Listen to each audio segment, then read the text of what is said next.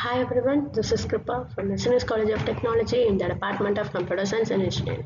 In this video series of design thinking and innovation, what we have discussed earlier is like what is design thinking and then why design thinking and the 5 phases of design thinking. Now in this video, I'm going to give you some examples and real world of design thinking projects. So before getting into that, I will just recall what are the 5 stages of design thinking. Okay, first one it could be like empathize, define, ideate, prototype, and then testing. So first we are going to discuss on what are all the real world examples of design thinking. As I have showcased Apple, so how Apple used design thinking. Actually, Apple applies design thinking by focusing deeply on the user needs, creates simple and initiative products, and improving ideas through testing. What they empathize starts. So empathize here. What they like, Apple doesn't start with technology actually. They started by understanding human behaviors and user frustrations. What Apple did? It's like they observed how people used old mobile phones like Nokia, Blackberry, or Motorola. So noticed people struggled with like small buttons like menu bars and complex navigation. So people wanted a device that was simple, beautiful, and easy for everyone, like everyone in the sense, and from kids to elderly. So studied how people listen to music. Let this lead to the idea of iPod design. So studied how people work on computers. This leads to the idea of Mac, simple OI. So people don't want more features, actually they want easier experience. So here they identify what the real problem is.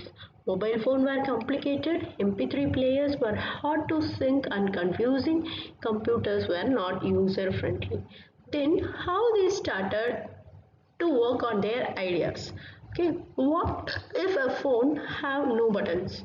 Okay, what if a computer had only one button like a Mac mouse? What if music player had a simple wheel instead of menus?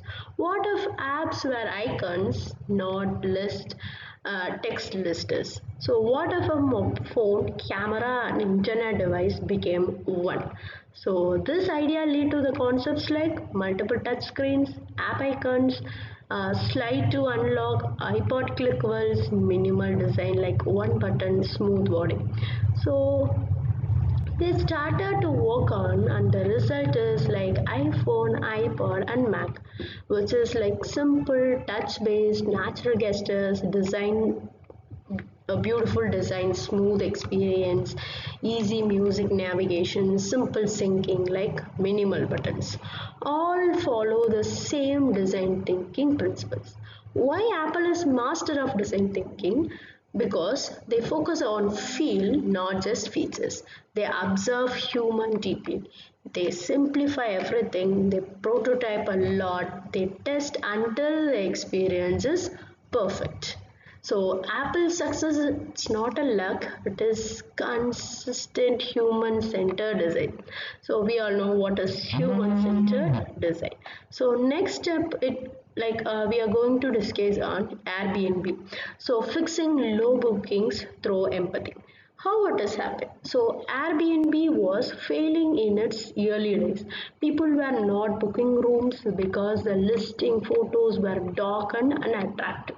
So the founders used design thinking by putting themselves in the user shoes. Instead of adding new features or changing the websites, they asked what would make me want to book a room. So they realized the problem was emotional. So users couldn't imagine staying there. So they personally visited hotels, took quality photos which are high end and uploaded. So then the bookings went immediately. So here understand what users truly care about and solve that needs directly. Sometimes the problem is not technical, it is emotional. So next I have discussed is Google.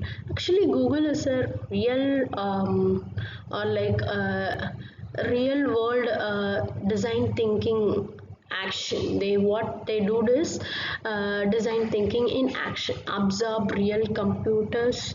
So Google team went into cities like New York, Tokyo and London. They watched how people actually used buses and trains. So they noticed people consistently checked their phones for updates. Many missed transport because timing was unclear. They struggled with routes changed or delays happened. Tourists got confused easily. So Google realized the problem was not the map, it was uncertainty. So they found a real problem. So Google focused on solving real-time accuracy, not just navigation. So they brought together different teams. This team helped them to see the problem from different angles. So this solution focused on what humans actually need, not just more features. So the improved experience, not just an app. So this improved the entire travel experience, not just a map. So what is the result of it? Like Google Maps become one of the most trusted transportation tools in the world because of reducing stress, and then it will saves time, helps users make better travel decisions. So design thinking insights, Google doesn't ask how do we make a better map, they ask how do we make computing feeling easier for people. So that's all for the session. Thank you.